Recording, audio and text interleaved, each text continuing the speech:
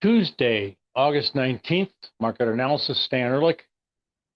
I start out with the indexes and I go to futures and some stocks, and I'm going to be offering very soon the October low expectation research, showing you guys that it's been 90% or a little bit more likely it happened in the last 30 years.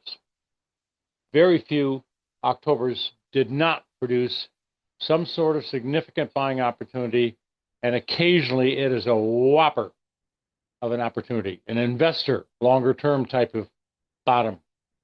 Now, and I'll point out those particular years in my research. All you have to do is info@ersignals.com. Send me an email requesting the October low research, October lows research, and I will send it to you. It may be a week or two before it's done, but it'll be worth it. I've done this for several years. I did it last year and the year before, so you can go back to October or September and listen to what I had to say. Last year it didn't work particularly well. The year before that, I think it was extremely good. And there are a few that just are outstanding, including bullish engulfings like the one we had here on April 9th, except it was the lowest low, not just close. All right. We have a downside breakout in the stock market indexes. Plus, we've got a bearish ER sell signal in the Russell. So this is a particularly important day because we have started to make new lows and new low closes for several days past. Now, the E-mini, you're looking at the daily data chart, is now below the lows of the last 4 days and a new low close, which doesn't sound that particularly profound, but you do have higher highs than the last few days, but not in the indicator. In fact, it was almost overbought, not quite, and you have the highest highs in late July for the indicator, plus a bearish engulfing that turned out to be an extremely good one, but only for a day, but very profitable. Then you had the bullish engulfing on August 6th, which I did not trust, and I should have. Well, there you go. Didn't trust my own signal. And up it went for about a week. Pretty decent. Not great, but pretty decent. And now we're starting to see weakness coming into the market, which is what I was expecting. And you know I've been talking about this for about a week, maybe a little longer. So how much lower can she go? The first support area for the E-mini is going to be about 62.40. I'm always generalizing, sometimes only within a few ticks, sometimes within a point or two, but that's the beginning of a significant support area. So I do expect some sort of a bounce off of that, but it doesn't have to. But now you're getting into a support area and all the way down to approximately 59.56, 59.59, a little bit below, 59.60 would be some support. Now, I do expect that level also to be challenged and broken. Frankly, I am looking for at least a 50% correction of the lows in April to the highs we just made last week. I'm not sure exactly what that would be, but probably just eyeballing the chart a little bit around this gap closure at 56.67. Oh, I could measure it pretty quickly, but it's not that important at the moment. Put it this way. I think the stock market indexes have started to decline into the October lows. That means there's 2 weeks left of this month, approximately, and 4 weeks left, of course, of September. So there's 6 weeks to get down to, and maybe another 1, 2, 3, 4 during October, for the market to end up getting very oversold into major historical resistance or a significant Fibonacci or percentage retracement, and exhibit bottoming out type of price action during October, which all, of course, is about a 2-month on the average amount of time from now. That'll get you in the middle of October. This is the middle of August. So, if I'm right, we have a bunch of down days in front of us, and it will not surprise me if some of them are pretty damn big. I have to point out something to you, because we've been lulled to sleep here lately with a little bit of volatility that lasted a few days around August 1st. But a lot of these days don't have particularly large trading range days. Look at what happened on April 9th. I'm going to put just a little marker at the top of the beginning of a little trend line of that one day and go to the bottom of that same day and grab the line and show you how big that is if you started to do it tomorrow. You would, in one day, potentially be down to 57.62, and don't tell me it can't happen. It was totally reversed just only a few months ago in April. So watch out. If you are long, you need to have protective stops, stop-loss orders. You need to tighten them up a little bit, in my opinion. We'll see what happens. 5-minute chart on the E-mini. Definitely new lows. Support area broken. It held this morning, or should I say last night. It held, but it bounced and then got broken. And down we came. Same thing for the SPY, as you would expect. A beginning of a big move down. And there's your low back in April. So something in the neighborhood, it's too early to say, around 570, I guess. One of these support areas, and I'll pull them to the right soon enough. But this is, I believe, the beginning. Now, I didn't have very many bearish engulfings, or I don't think I got any. And I didn't get very many indexes that were overbought, but some. The next is the 5-minute chart on the spider, breaking the lows of several days and breaking down and staying down and going down some more and then bouncing a little on the close, short covering. No big deal.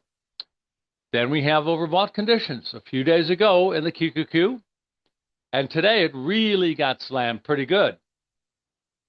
Again, I believe this is just the beginning. So I'm looking for one support level. It's pretty profound at 552, let's say, about 5180, something like that, that could bounce off of. Then I've got support at lower levels around the highs that were made in December, January, February. There's some decent support there, and I'm going to call it a little under 540. Next, you've got the downside breakout early in the day, right away on the QQQs, immediately on the 6:30 California time opening, and it just kept on stair-stepping its way down. Typical. Next, not overbought, but very close on the rally high last week on the NASDAQ futures, and a big down day. Same commentary. I'm looking for a move to 22,866 to a little bit lower. Let's call it 22,800. And that support area is pretty good. Maybe we're going to bounce off of it. I think it's going to be broken. And I really am looking for, again, a lot lower. I have to say something between probably 21,101 and 19,580. Next, NASDAQ futures, 5-minute, broke a little support, came down, nothing particularly there of importance. The bell rang. Next, YM. A new high with no follow-through back on July 28th. And again, after being a little oversold, testing support, a rally to slightly new highs last Friday. No follow-through to the upside. Poor closing below previous highs. Now today, we have an outside trading range day. It actually did close a little higher. I don't think that's going to work. I think everything else is pointing south. The YM has just held up a little bit better than everything else for the one day today. And I think it's going to come down very easily to 43,484 just to start with. I'm really looking for something down to probably 41,670 or even 49.80. Next, YM 5-minute. Going to have a little breakout if we go below today's lows. It did do the damage already, dropped there and then popped back again, and then held one more time. But I think maybe tomorrow, heading south, Tierra del Fuego, land of fire, southern tip of South America. Next, Russell. Bearish engulfing ER official sell signal today. The only one of the indexes after getting up into some major resistance I talked about and being overbought. This is very, very nice. This is the combination I like to see as often as I can find them. It's kind of the opposite of this green bullish engulfing down here, but that low was the lowest low for the trend by just a small few ticks. So the bottom of the market was exactly on my bullish engulfing buy signal, which obviously from April 9th, yeah, went all the way up to here. So I think we're starting something now big time on the way down. Probably down to about 2013. And that's very generalized. A little bit, 618, maybe a 50% retracement. Next, Russell, 5-minute. Scalp made money on the ER1. Scalp, that's your little trade right there. Turned into an outside down day the moment it turned red, and we went short. Perfect example, good trade. I'll expand it a little bit so you can see a little bit better. But I wish all of them were as nice. Could have been a little bit more profitable. Could have gotten out a little quicker. But this is 100% automated. I didn't have to do anything. I repeat, I didn't do anything. I just wrote the code. Or I had other people write it for me, that is.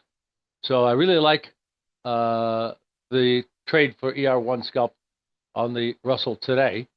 And the bonds. Now, they bounced a little, but I think we're going to be bouncing back and forth. I don't think there's any crash here.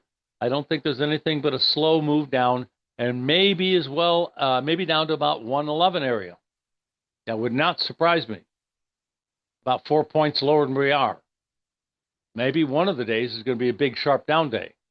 But today's a doji, a little bounce. We're not getting any help from RSI. It's neutral.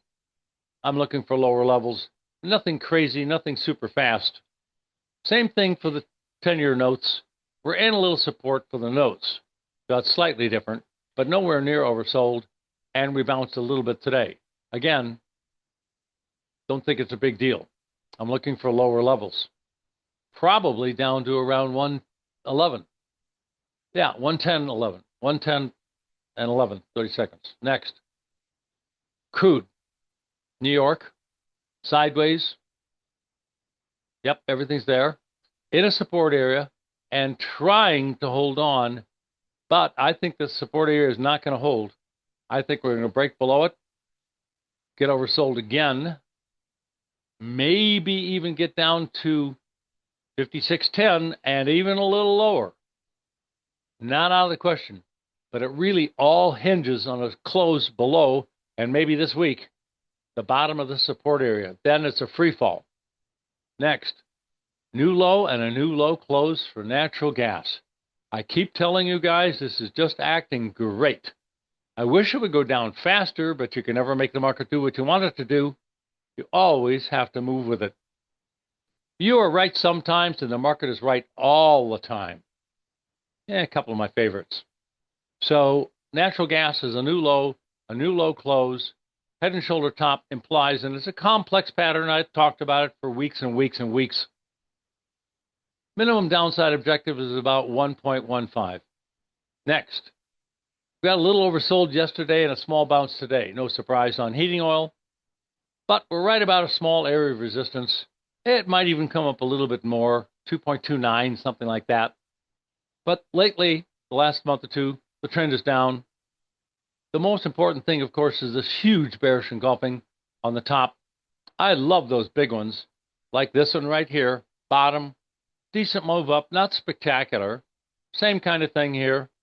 But that one, the June 23, I think is going to cause a move down all the way into the 1.85, 1.9 ballpark area, substantially lower. I'm noticing I don't have any support resistance on this chart. I wonder why. I'll have to draw some in for you. Next. Support levels are being touched. I think, well, not quite yet. Almost at today's lows. But it's a new low and a new low close. And we did have a bearish engulfing ER sell signal just last week on Thursday, Friday, Monday, Tuesday. Yep, this is the lowest low and the lowest close since the reversal. It works. It's working great. Next. Oh, how much? Probably at least a test of support at 33.13, 14. But I don't think that's going to hold. I think we have built a top. You got a high, lower high, about the same, a little lower, a little higher, but not significant, and then failure. And now we're coming down to test the lows. Sure, it could bounce another time off the support somewhat. But you've got to watch if the support doesn't hold. Watch out.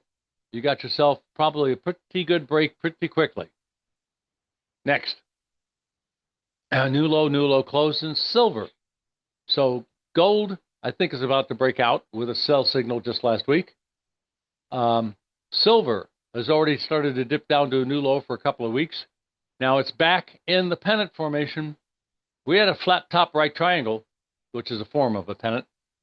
And now we're back into that pattern. So watch the bull trend line across the bottoms. I'm not that big a fan of trend lines, but they are something to watch. I like them okay, but I've got a lot of other tools I like to use that are not trend lines. Neckline is a form of a trend line, but necklines are part of head and shoulders, which is my favorite technical analysis formation. Traditionally, pretty reliable, and although they're pretty complicated, there's lots of things in it that you watch for to work or not work. Okay, and they come up with very accurate or minimum objectives that are very often fulfilled, and they are usually substantially bullish or bearish patterns. They take a while to form, typically. Okay, back to this. We're starting to work our way to support again. Let's see if the support holds, and if it can't support, the next thing is 35.5, and if that gets broken, you're coming down to probably 33. Next, new low close for platinum. Slipping off. New low close for probably about 3 weeks. Pretty big down day, and I think it's the beginning of something more bearish. I would be looking for at least a test of the support area down here, which is going to be 1252 or 3. And if that doesn't hold, though, you're coming all the way down to probably 1093. Yep, that is a very, very profound long-term support area at 1093-ish. Next, copper.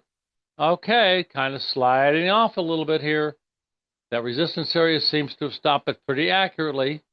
And now we've got new low closes for approximately a week and a half. That reversal on July 30th was an ER sell signal, let alone the biggest down day in forever, I think, in copper, or pretty damn close. Gigantic, mammoth, huge for copper on that day. Never seen that before in my over half a century career in this business. Next, soybeans. Bearish engulfing is still the top.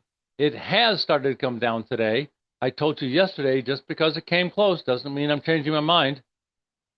So that's great. So it closed around yesterday's low, making it a little bit lower. It did bounce off support slightly, but this is not that big a deal. I think it's going to close very soon below 1026.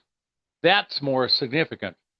Then I'm looking for a move down to 1003, or maybe even 996.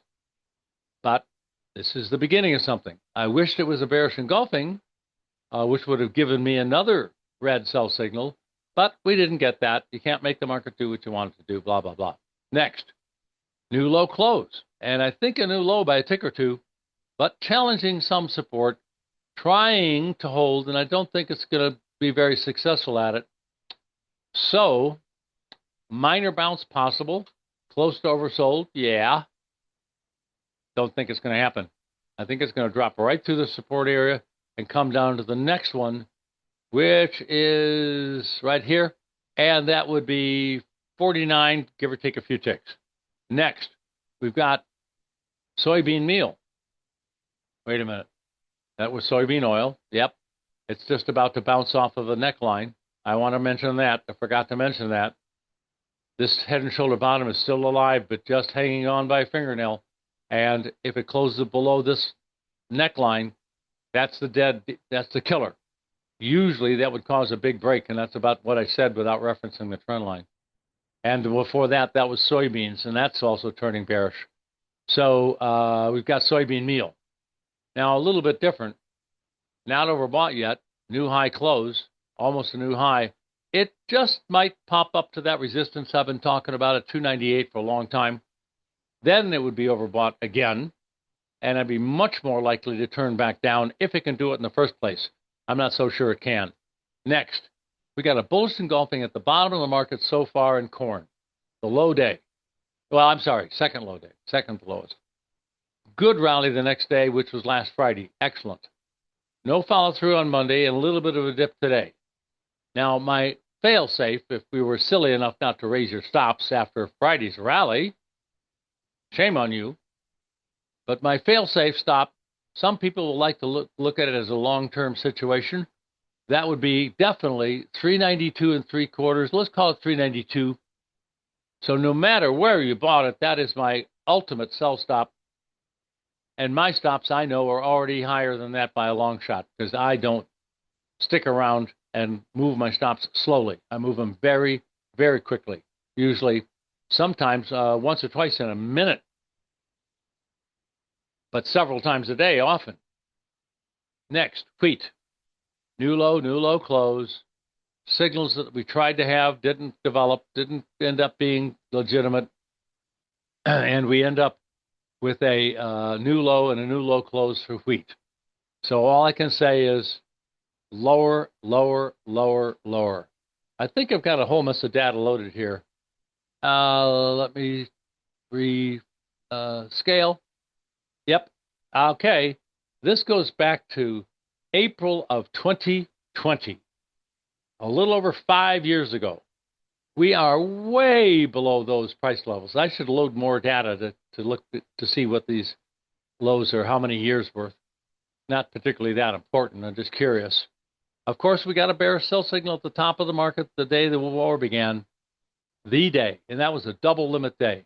I don't know if I'll ever see that again in my lifetime. Limit up to limit down, outside down day, overbought conditions, the most volatile day you could possibly have, double limits. And after being a screaming bull market straight up, limit up moves, several in a row, wow. And then the next rally high, we got another bearish engulfing. The long-term track record of wheat is pretty awesome with those signals at the beginning of the war about 3 years ago. All right, lower, looking for lower. Now, a little bounce, closing about unchanged today in Shell, one of our 4 stocks. There's an old gap to close down here at about 66.89. Yeah, maybe a few cents lower, 84. So, are we going to do it or not? Yesterday, I tried to break out, but it closed fairly firmly. Today, it went up a little bit more, but closed right unchanged, down 6 ticks. I think we're going to see new lows in the next couple of days. Then we're going to challenge 70. Then we're going to break below 69.18. And then we're going to come down and close this gap. Remember, the stock market's now and the indexes starting to show some pretty bearish indications. So if I'm correct on the indexes in general, why do you get an index? Because most other stocks do that. This could very well be one of them. There's always a bull market or 2 or 3 or 4 in some stocks during a bear market in general. But the reason why it's a bear market in general is because most stocks go down in a bear market. If they didn't go down in a bear market, then it wouldn't be a bear market. Next, Apple. A little lower close, nothing significant at all, but a slightly lower low. It is in a support resistance area. Right now you could call it resistance because we came from under up into it, and we didn't get above it.